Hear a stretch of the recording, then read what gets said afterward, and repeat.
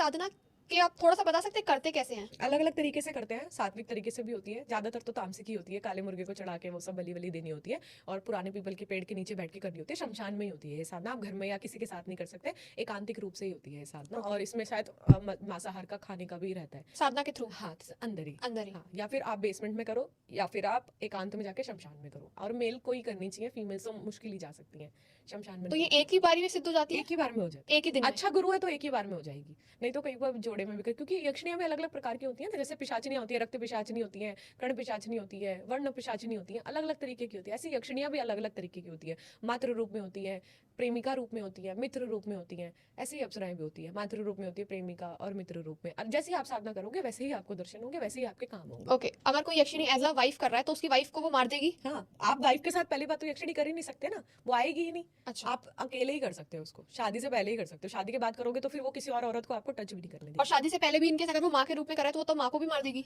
नहीं, माँ के रूप में तो फिर रह जाती है, मारती तो नहीं है। मैंने अभी तक मातृ रूप में किसी को करते हुए देखा नहीं है, ज्यादातर सखा भाव में और प्रेमिका भाव में ही सब करते हैं। ओके।